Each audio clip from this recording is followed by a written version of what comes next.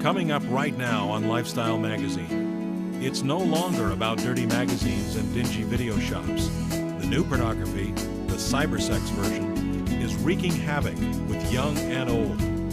You're about to meet someone who knows the dangers firsthand and is not afraid to tell us about it. And now the hosts of Lifestyle Magazine, Mike and Gail Tucker. Welcome. Our first guest today is the director of the Sexual Recovery Institute in Los Angeles and co-author of Untangling the Web, Sex, Porn, and Fantasy Addiction in the Internet Age. He's nationally known for his many appearances in Oprah, Dateline, NBC, and many more. Please welcome Robert Weiss. Thank you. Glad to be here. Glad you're with us. Thank you. So, Robert, how big is the problem of sexual addiction today? Well, we estimate somewhere between 3 and 5% of the population has some kind of addictive disorder with sexuality. What do we have, 300 million people in the U.S.? So that's, my math's not too good, but that's a lot of folks. That is a lot of people. Well, the internet may have had some bearing on that, do you think? Well, is it different than porn has always been? The internet provides access that people never had before. You know, you don't have to walk around the block or go to the bad part of town to pick up a magazine, or you can pad into the den in your boxers and go online, and really you can just say, I'm going to go look at my taxes, and no one really knows what you're really doing. Yeah. So the whole accessibility and affordability and really the anonymity of the internet is what's made it so different and so compelling for people. Do you think that the internet even kind of seeks you out sometimes with porn? Well, I know the internet seeks me out with an airline ticket. You know, I can be on there for an hour and a half saving $3. And I can imagine and talk to people who, once they start looking at one porn image, and look at another and another and another, and they get so caught up. In fact, that's really what the addiction is about. It's not so much about sex, it's about being in that excitement of the hunt and the chase and this image and that image and this place and that place. That's what they're really hooked on. How does this affect families, spouses? I see so many ways that spouses are affected and families. Everything from, and there's a woman I worked with who was a spouse, and she would say that, you know, she would honk her horn when she was coming home with the kids to make sure that her husband knew, because she knew what he was looking at on, you know. She would want to make sure that he knew that she was coming home with the kids, so the kids wouldn't walk in on him looking at the porn. So I hear stories like that a lot. I hear stories about dad being home with the kids when mom's working or teaching or something in the evening, and in his mind, he just wants to get the kids to bed as quickly as he can, get the kids out of the way so that he can get to the pornography. So from not parenting, not being present, a lot of intimacy problems in relationships, and I see a lot of issues like that. What kind of a definition would you give of addiction? How do we know that someone's addicted? Well, someone's addicted if they've tried to stop either doing something or using something they're not able to. And they say to themselves, I don't like this, I don't want to keep doing this, but they keep doing it anyway.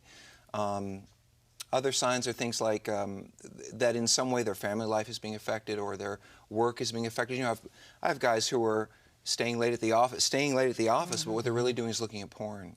And so you can imagine your work is affected, and then you're coming home late, and your life is affected. And people who are addicted to either substances or behaviors often also escalate in their use. In other words, their use increases. You know, like the alcoholic who drinks more and more, or the drug addict who uses more and more. And the porn addict will find themselves looking maybe 1 hour a night, and then 2 hours a night, and then 3 nights a week, and then every night, and like that. Does the nature of the material increase as well, as far as severity is concerned? That's a good question, because escalation, the intensity that they're trying to achieve, because it's like a drug. Sure. It increases not only with the amount of time they're looking, but also with the content. Yeah. So I will often hear men say, you know, I found myself looking at something I said I would never look at, and then 2 years later, there they are looking at it, seeking it out. And So it's a progressive thing. It can be for some people, certainly. Is it just men, or do women get involved with this? It's a very interesting question. I've been doing some work for the military lately. I've been on a couple of bases working with family therapists who treat soldiers and their families. And one of the things that they're finding is that there are male soldiers who are away for long periods of time, and their spouses, you know, alone for a year, alone for a year and a half, find themselves going online and looking at images. The women tend to be more interested or more moving toward a relationship kind of thing. So a woman will find herself in a chat room, you know, looking for like an emotional kind of connection, whereas a man will be more likely to just look at images or pornography itself. Women are more relationally oriented. Men like to look, you know, men are visual. Well, does that maybe seem like a safer place? I mean, it's safer to do that in the privacy of your home than to go out and seek an affair or, you know, seek someone else other than your spouse. And that's an interesting question that you raised too, because something I often say to audiences is that how we define infidelity has changed since the internet. It really has, hasn't it? Because 20 years ago, you kind of knew what infidelity was. You know, someone was involved with someone else, and they had meetings or they hooked up in some way. Right. But I have guys who say, well, look, you know, I may be chatting about sex with someone, or I may even be looking at images of them sexually or them me, but it's not like I ever had sex with them, so I'm not being unfaithful. And if you ask their wives that, they'll tell you something very different. Well, what do wives think about it? Well, wives are like the walking wounded. You know, I think that I've worked in addiction for a long time, and I think it's a lot easier for a woman to come forward and say, my husband has a drinking problem, or my husband is a gambling problem or a spending problem. But to say my husband has a sexual problem, I mean, that it almost throws shame back on her. Absolutely. I'm not good enough. Yeah. I couldn't satisfy him, so... And I hear that a lot from wives. You know, they'll say, at least at the beginning, they'll say, well, if only maybe I should have been sexier, or maybe I should have lost more weight, or not spent as much time with the kids, or they're trying to figure out how it is that they caused this to happen, and they didn't cause it to happen. In reality, it's not actually about them, is it? It affects them, but it isn't because of them. But it's not because of them. However, someone who's doing it and wants to justify what they're doing will say, well, my wife is this, and who would blame me? Look, my wife is, you know, they'll blame a spouse. This is absolutely fascinating, and we've got some more to talk about here as we go. But now things are about to get really personal as we visit with a man who knows firsthand the addictive power of pornography. That's coming up next. Stay tuned.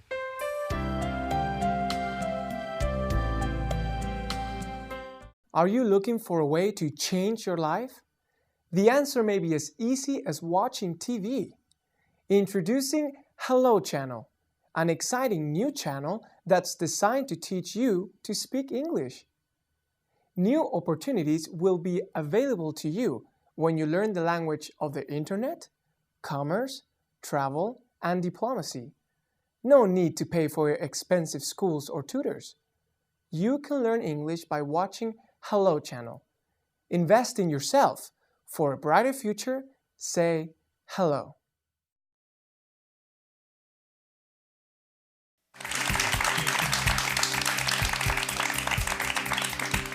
Joining us here on Lifestyle Magazine is Bernie Anderson. Bernie's an expert on pornography, an expert who knows from experience just how dangerous this can be. Welcome, Bernie. Hi. Thanks for having me. Thanks for being here. Thank you. So, Bernie, you understand the strength and the danger of this thing called pornography, but how do you know that? Well, I've lived it, and the reality is it was quite devastating to me personally, to my family, and it's been quite a journey to deal with it. And I went through this and I lived it, and I can't begin to tell you how devastating it is and how impactful it's been in my life. And Right. What was your earliest exposure to pornography? I was 9 years old, and as a kid by nature I was a rambler. I would rumble through the house and just search closets and look for stuff.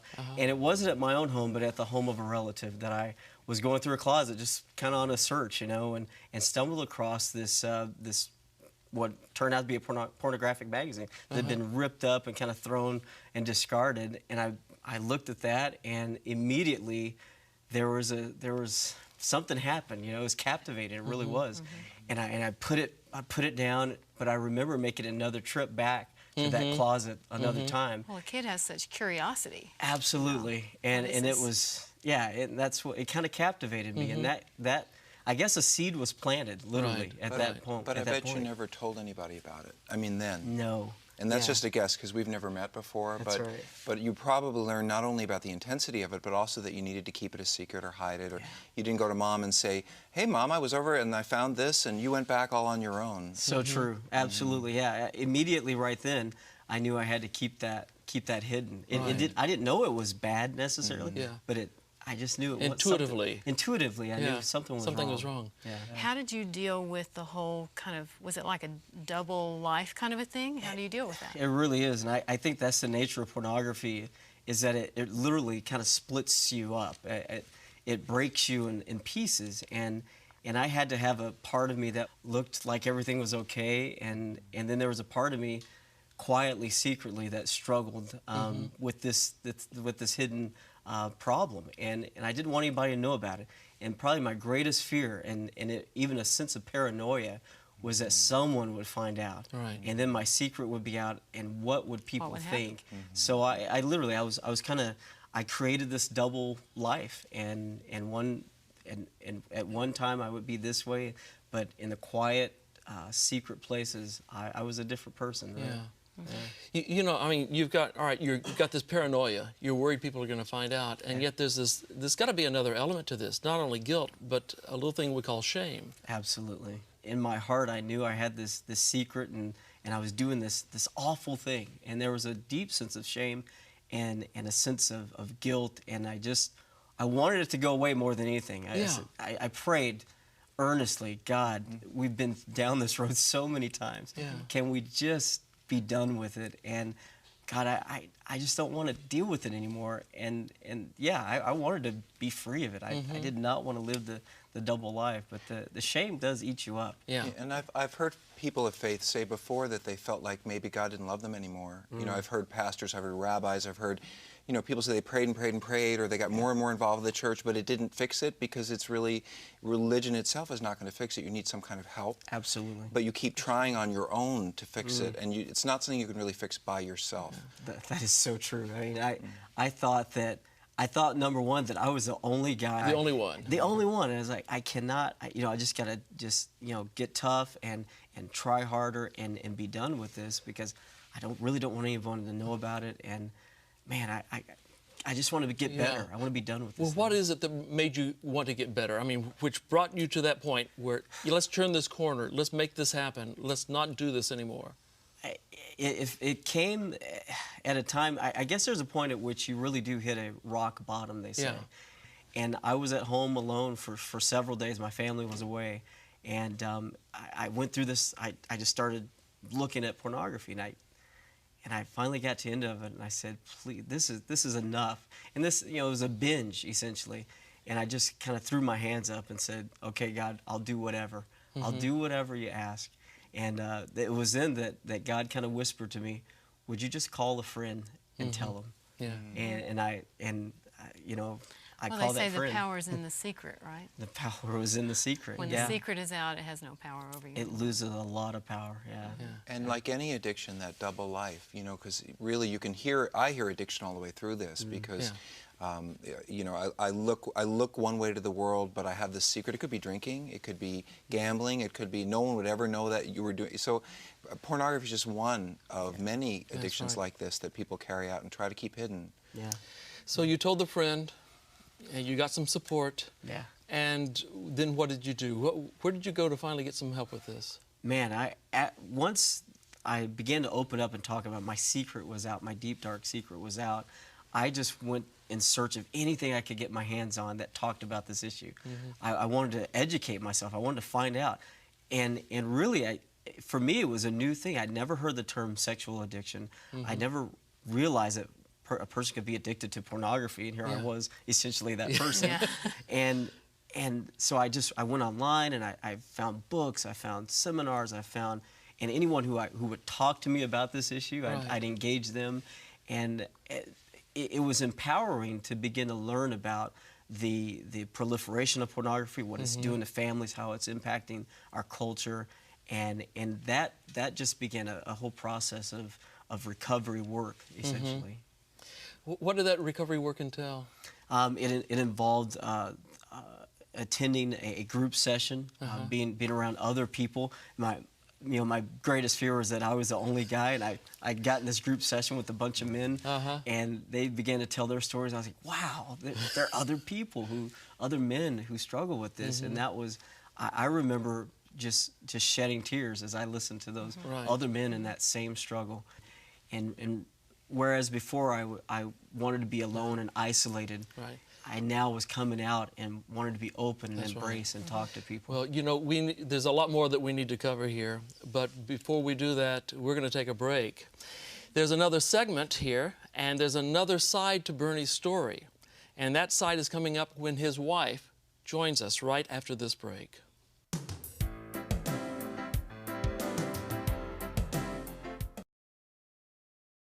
Just say. Just say. Just say. Just say. Just say. Just say. Just say. Just say. Just say. Hello.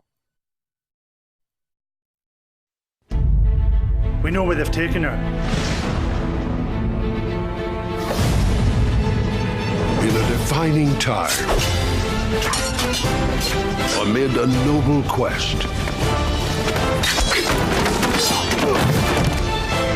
a bond is forged.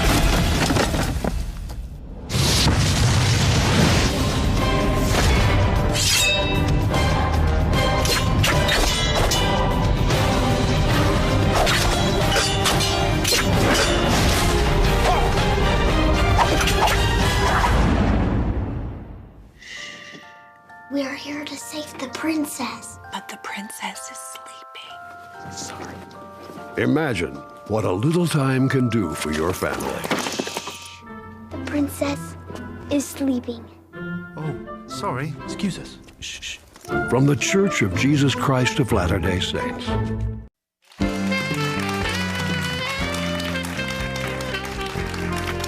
Welcome back. Christina, it seems that Bernie's story is your story. This has affected you as well as it has him. So when was it that you found out that Bernie had this addiction? Well, one day I was just logging onto the computer, check email, and I started typing in the normal www, and I noticed something that popped up that was unfamiliar, and I clicked on it. It's kind of an instinctual thing, and when I saw what came up, which was pornography, I was kind of taken aback, like maybe this was an accident. So I switched the computer off because I actually didn't really, at that point, I didn't want to know.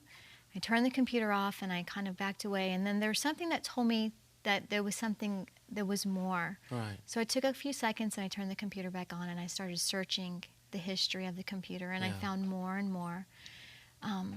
So I erased everything I found, and it took me about 4 days from that point to get up the nerve to confront Bernie. And I actually just thought it was going to be like a one-time deal, like, hey, you know, I just did this once, and I don't know why, but, you know, maybe. And so it'll all be okay. Yeah, it'll all be okay. So you confronted him. I did. How did that go? It went different than what I expected, obviously. Yes. I mean, I expected, you know, him to be like, oh, I'm sorry, you know, every guy does this once in life. Yeah. And what I got was Bernie crying and saying, well, I need to tell you something. And he went on to tell me about how he had been struggling with this for a long time. And I think the most hurtful thing or the most difficult thing at that point was he started telling me how he had been dealing with this before we had got married. And so for me, it had, in that moment, I went back to everything that had happened in our relationship, and it tainted, for me, everything. We hear this a lot from spouses. Yeah. You know, this idea, because the guys are thinking, well, if she sees this or that, she's going to leave or hate me. Or, but for the spouses, it's just the whole, like, we've lived together so long, I thought I knew you so well, and now I don't know who I'm married to. It's like, it's betrayal, really, is the big issue. Like your life together has been a lie. Yeah, like, exactly, like our children, the births, every moment that we had together meant something different for him than it did for me. And it was a heartbreaking moment, actually, for me. Was there any self-doubt? Did you worry, you know, what about me? Yeah, a lot, because, you know, you look at the girls on magazine covers and they, boy, I especially don't look anything like a girl on a magazine cover. And so there was a lot of self-doubt. And of course, Bernie tried to reassure me that it had nothing to do with me. But at that time, I didn't know anything about pornography addiction. I didn't know where the root came from. I just knew that my husband had been looking at other women for a very long time. And it took me a long time to get past that self-doubt. I had to actually do a lot of reading and praying and soul searching, and actually investing in my own self to finally get past that. Bernie, what was it like for you to kind of bare your soul, if you will, to your wife when she caught you? Yeah, it was a relief in one sense, because there are times through this whole thing where I wanted to be caught. Of course. I wanted to be found out, especially by my wife, and yet at the same time I knew it would cause such devastation and pain to her, and I didn't want that to happen. I did not want to hurt my wife in any way, and that's why I think a lot of men say, it's just my problem. If I just keep it hidden and quiet, it won't hurt anybody else. And yet in reality, you are hurting, that you're tainting in the entire relationship. And so it was extremely hard, and I didn't want to hide it. I didn't want to run. And so that's why I said, yeah, you caught me. I've been doing this. What was the time frame like between the time that Christina found out what was going on and when you told someone else? I think it was a good year. I mean, we went through, so you guys suffered through this alone for some time. For some time. Oh yeah. We suffered alone, and the most painful and devastating part is that while at that time I confessed and said, yeah, I still wasn't ready for real turnaround and change. Right. And so I would confess and say, yeah, I'm not going to do it anymore, and then she'd find me again, and I'd go back to it. So that was extremely painful, I know, for her. Yeah, that had to be devastating. It had to be devastating. Yeah. There's no bottom to it. It never ends. You know, when you're on a treadmill, I'm stopping, and then you don't, and I'm stopping, and the spouse thinks, okay, now it's going to be okay, and then it isn't. You know, and then they feel like, well, when is it going to be okay? Yeah. Well, it becomes a trust issue, right? Right. If you can't trust him, you know, could you ever trust him? Have you regained that? Yeah, I believe we have. I think that he's shown me in not just in the pornography way, but in all aspects of our life, our family life together and our marriage, that he's a different person. And he's a completely different person than the person that I married 13 years ago. Is that right? In the last, I would say, 2.5 years, I've seen such a transformation in him that it makes me believe in him and it makes me believe in us. This is exciting, and it's exciting for anyone watching this program to know that that is actually a possibility. Very much. Absolutely. That healing and recovery is a possibility. Well, there is more to come. So I'm going to invite you to stay with us because we will be right back.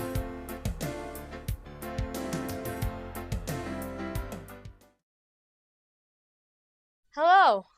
Hello. Hello. Hello. Hello.